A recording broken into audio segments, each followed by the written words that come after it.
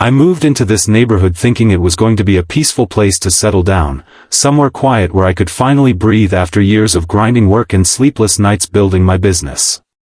I had been through enough chaos in my life and wanted something simple, just a place where I could wake up in the morning, sip my coffee on the porch, and watch the sunrise without having to deal with petty drama. For a while, that dream actually came true. My house sat at the end of a cul-de-sac, and I had my own assigned parking space just a few steps away from my front door. That spot mattered to me more than most people would understand. It was a little piece of security, a sign that this place was mine and I had finally made it. Everything changed the morning I saw that bright yellow Porsche parked in my spot. It was early, barely past 6:30, and I was getting ready to head to the gym before work. At first, I thought maybe I had made a mistake. Maybe I had parked somewhere else last night and forgotten. But no. My truck was parked exactly where it should have been, and this Porsche was sitting there like it owned the space, gleaming under the early sun like some kind of trophy. I walked around it slowly, trying to make sense of it. The car had dealer plates, meaning it was brand new, and it was spotless, not a scratch or speck of dust on it. Whoever owned it clearly cared about appearances, and clearly didn't care about the rules. I figured maybe it was a one-time mistake. Maybe some guest had parked there overnight and would be gone soon. I went to the gym, came back an hour later, and sure enough, the Porsche was gone. I brushed it off, but something in my gut told me this wasn't the end of it.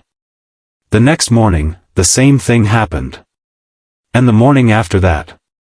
Each day, right around 6 a.m., that Porsche would be there, taking up my spot as if it had been claimed by someone who thought the rules didn't apply to them. That's when I started paying closer attention.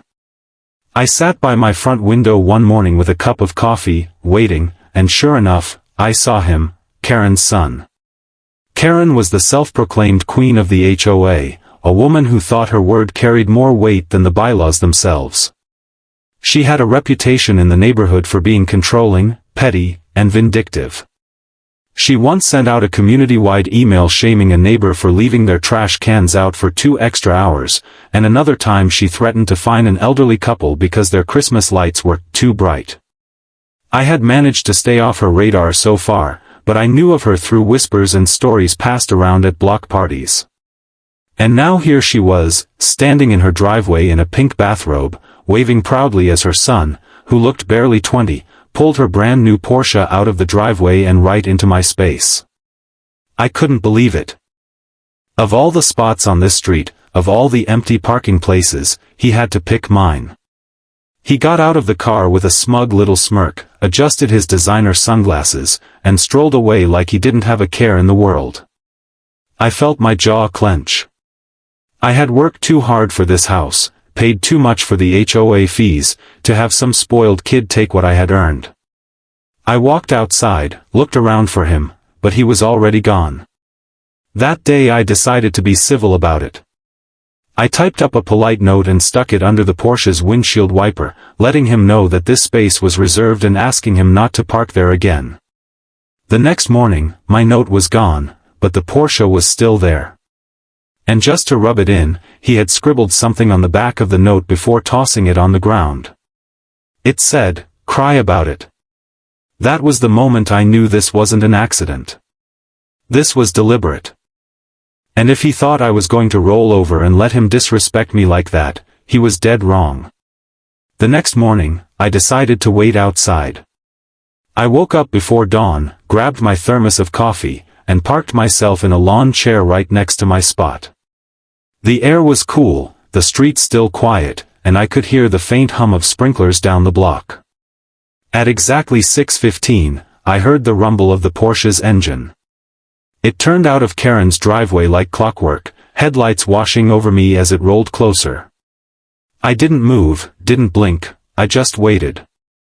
When the car pulled into my space, I stood up. The kid, his name, I later learned, was Bradley, glanced at me through the window. He hesitated for half a second, then deliberately finished parking, shut the engine off, and stepped out like nothing was wrong. "Morning," I said, keeping my voice even. He glanced at me, then at my chair, then smirked.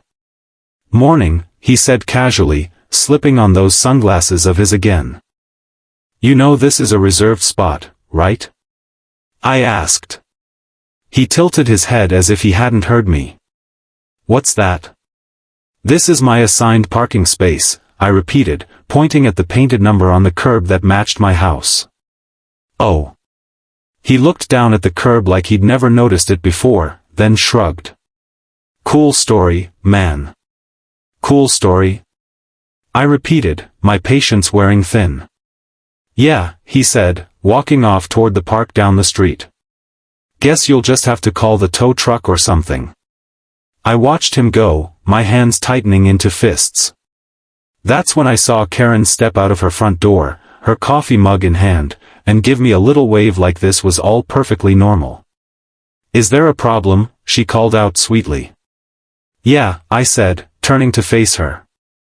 "Your son keeps parking in my spot." She sipped her coffee, completely unbothered. "Oh, he just needs it in the mornings," she said. "It's not a big deal." "You have a driveway, don't you?" "Yes," I said, trying to keep my voice calm, "but that's not the point. This spot is mine. I pay for it." She rolled her eyes. "You men get so territorial about the smallest things. Just relax, it's temporary."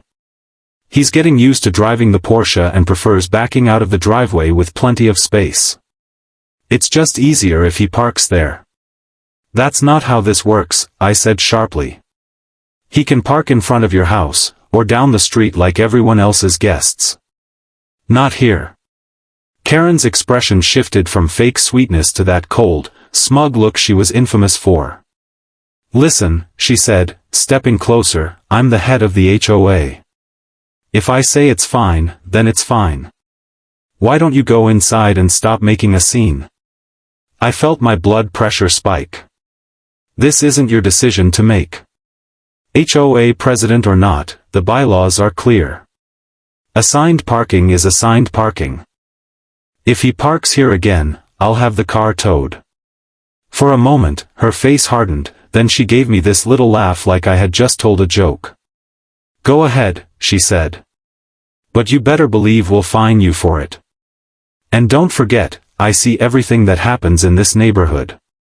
She turned on her heel and walked back inside, leaving me standing there with my jaw tight and my heart pounding. That was the day I called the towing company. I explained the situation, gave them permission, and sure enough, the next morning when Bradley parked in my spot again, I was ready. I waited until he walked away, then I made the call. Watching that tow truck back up and hook onto the Porsche was one of the most satisfying moments of my life. I even took a picture, just in case Karen tried to start something. When Bradley came back an hour later and saw the empty space, I could hear his shout of anger from my porch. A few minutes later, Karen was pounding on my door, her face red with rage. "Where is my son's car?" she demanded. "Tow yard," I said calmly. "You can pick it up after you pay the fee." "You had no right," she shouted. "I had every right," I said, showing her the photo I had taken. "You were warned." She glared at me like she wanted to burn a hole through my skull. "This isn't over," she hissed. "You have no idea who you're dealing with." And she wasn't lying. Over the next few days, my mailbox mysteriously got knocked over. My trash cans were overturned in the night. Someone left dog poop on my doorstep. I couldn't prove it was Karen or Bradley, but I knew.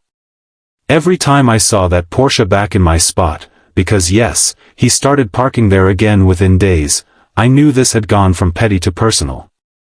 It was clear they were trying to wear me down, make me snap first so they could play the victim. But I'm not the kind of man who breaks easy. If anything, they had just made a bigger mistake, because now I wasn't just annoyed. Now I was angry. And when I get angry, I get creative. I stopped reacting to their little games. Every time I saw my mailbox lying on the ground, I quietly put it back up.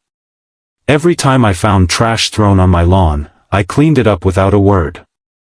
I knew what they wanted, an outburst, a shouting match, something they could record on their phones and use against me. So instead of giving them that satisfaction, I started thinking like I was back in my military days, planning a mission. If this kid wanted a war, then he was going to get one, but it would be on my terms, not his. I began documenting everything. I set up a camera in my window facing my parking spot and the street. I saved every single video clip of Bradley pulling in and out of my space, every time Karen walked over and glared at my house. I even recorded the mailbox incidents, the trash, and the late-night prowling that I was sure was them. Slowly but surely, I was building a case. But it wasn't just about legal leverage. It became personal. I knew that if I really wanted to end this, I had to hit them where it hurt most. And for Karen, that was her reputation. For Bradley, it was that Porsche. That car wasn't just a vehicle, it was his identity, his status symbol, his toy. Every morning, he would rev the engine loud enough to wake up half the block before peeling out of my spot. It was like he was daring me to do something about it. I started making subtle changes around the house to prepare for what I was going to do. I moved my own truck further back on the driveway so it wouldn't get caught in the crossfire. I bought a few tools, some heavy-duty gloves, and a car jack from the hardware store under the pretense of doing home maintenance. My garage became my little workshop late at night, the hum of power tools filling the air as I planned out every step. But before I acted, I gave them one last chance. One morning, when Bradley parked in my spot again, I walked right up to him before he could walk away. I kept my voice calm, almost friendly, but there was steel underneath. "This is the last time I'm asking," I told him. "Move the car." He laughed in my face. "Or what?" he said. "Or next time, you won't find it here when you come back," I said. He grinned, shook his head, and said, "Yeah, good luck with that." Then he walked away, whistling. That was it. The line had been crossed. The next morning, I was ready. I had been up since 4 a.m., pacing my living room, waiting for the sound of that engine. When I heard it, I felt a cold calm settle over me. I watched as he pulled into the spot, parked perfectly as always, and walked away. As soon as he was out of sight, I got to work. First, I disabled the security cameras on that side of my house temporarily. They had already done their job documenting weeks of harassment. Then I slid my tools out of the garage and got to work on the Porsche. I had done enough research to know exactly where to hit to cause the most damage without making it look like an amateur job. First went the tires, slashed cleanly, each one hissing softly as the air escaped. Then the brake lines. Then the engine bay. I poured a special mix I had prepared straight into the oil filler cap, something that would ruin the internals beyond easy repair. By the time I was done, the car was a beautiful, shiny corpse. To anyone walking by, it still looked perfect.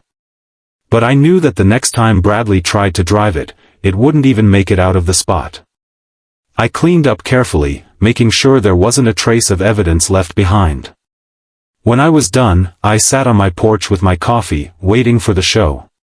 Sure enough, around 8:30, Bradley came strolling back.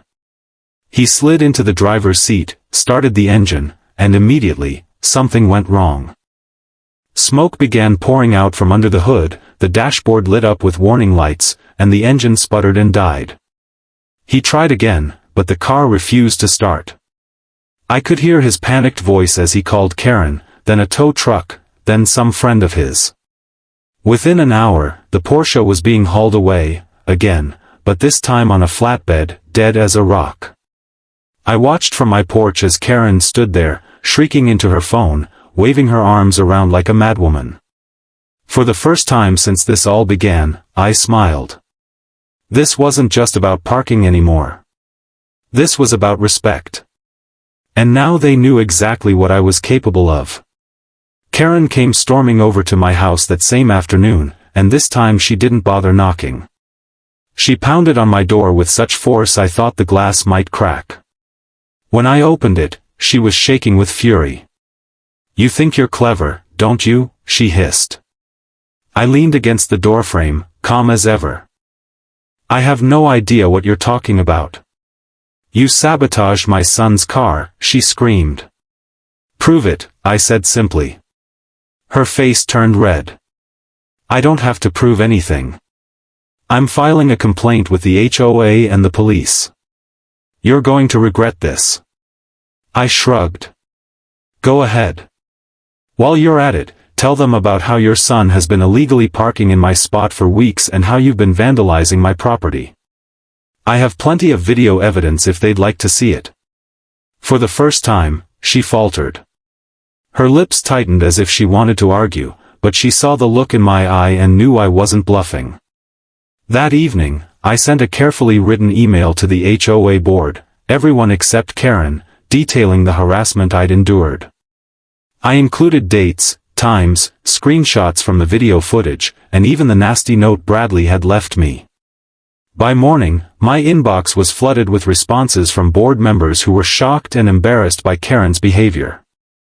Apparently, she had been causing problems for other neighbors too, and I wasn't the first to complain. The next HOA meeting was legendary.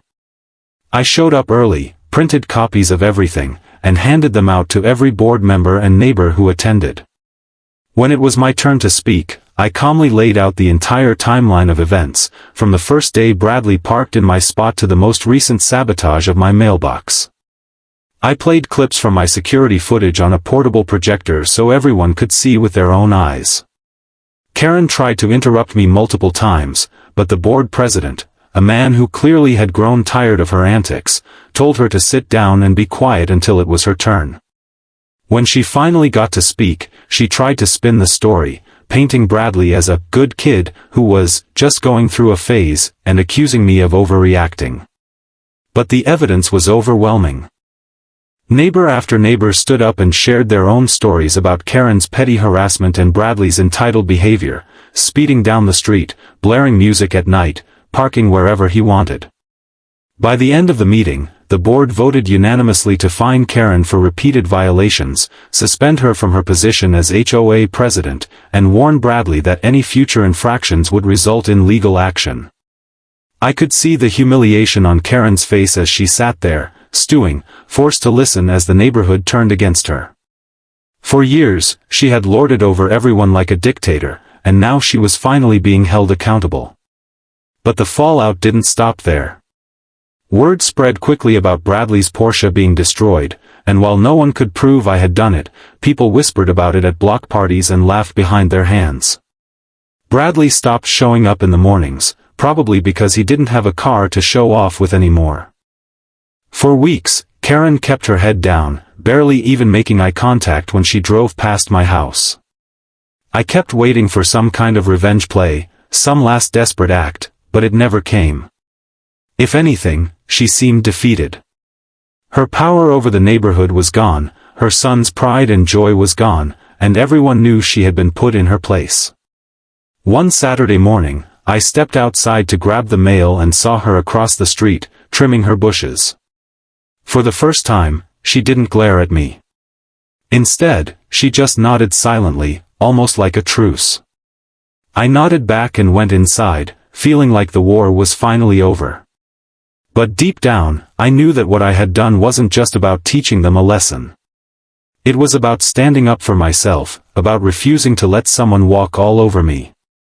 People like Karen and Bradley only understand strength, and sometimes the only way to earn their respect is to show them you won't back down, no matter what.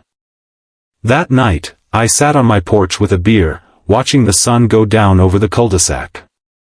The air was quiet again, peaceful, just the way it had been when I first moved in. And for the first time in weeks, I felt completely at home. The weeks that followed were the quietest this neighborhood had been in years. For the first time since I'd moved in, I could park my truck without worrying about finding someone else's car in my spot. My mornings went back to how they were meant to be, calm, predictable, mine. The space in front of my house stayed empty except for when I used it, and every time I pulled in, it felt like a small but powerful victory. I had reclaimed something bigger than just a patch of asphalt. I had reclaimed my right to live without being disrespected. The HOA, now free from Karen's iron grip, began to function the way it was supposed to. The board members were more approachable, fair, and reasonable. They started focusing on real issues, fixing the broken lights at the community entrance, repairing the cracked pavement on the jogging path, organizing block events that people actually wanted to attend. The atmosphere of the neighborhood shifted. You could feel it in the way people smiled more, waved more, even stopped to chat when walking their dogs. The tension that had once hung over this street like a storm cloud was gone. I started noticing that people were treating me differently too. Neighbors who used to keep their heads down around Karen now came up to thank me quietly for what I had done. "You did what we all wished we could," one of them told me. Another laughed and said, "Bradley hasn't been the same since that car broke down. Maybe it was the best thing that ever happened to him." It felt strange at first, like I had become some kind of local hero, but in a way, it was true. I had stood up to the bully that everyone else was too afraid to challenge, and in doing so, I had given them permission to do the same. Even Karen seemed different. I still saw her from time to time, working in her yard or taking slow walks down the street, but she never said a word to me again. There was no more screaming, no more petty retaliation, no more late-night harassment. If anything, she looked smaller somehow, quieter, like a queen who had been dethroned and didn't quite know what to do with herself anymore. Bradley was almost never around, and when he was, he drove an old used sedan instead of anything flashy. He didn't park in my spot again. Not once. One evening, months later, I was grilling on the back patio when I heard a soft knock at the door. When I opened it, Karen was standing there. She looked tired, her once perfect hair a little disheveled, her eyes not nearly as sharp as they used to be. "I just wanted to say," she began, then hesitated. "That I'm sorry. For everything." I didn't say anything right away. I just looked at her, waiting to see if she meant it. "I thought I was doing the right thing, running the HOA the way I did," she continued. "But I went too far. I let Bradley get away with too much, and I made life miserable for people. Including you." For a long moment, we just stood there, the weight of the past few months hanging between us. Finally, I nodded. "Apology accepted," I said simply. She nodded back, almost relieved, then turned and walked away. It wasn't much, but it was enough. That night, as I sat on the porch with a cold beer in my hand, I thought about everything that had happened. I thought about the first time I saw that Porsche sitting in my spot, about the note he had left me, about the way Karen had tried to intimidate me. I thought about the hours I had spent documenting everything, about the night I destroyed the Porsche, about the look on Bradley's face when it broke down.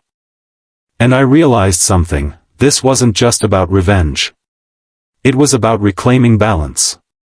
People like Karen and Bradley thrive when no one stands up to them, when everyone else stays silent.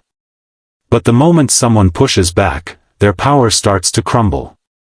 It took a lot of patience, a lot of planning, and yes, a little bit of destruction, but in the end, I had made sure they could never walk all over me, or anyone else here, again. The neighborhood was better now. Quieter. Fairer. And so was I. I had learned something about myself too, that no matter how far people try to push me, no matter how much they try to take what's mine, I will always push back harder. As the sun dipped below the horizon, casting the cul-de-sac in a warm, golden glow, I felt a deep, satisfying calm settle over me.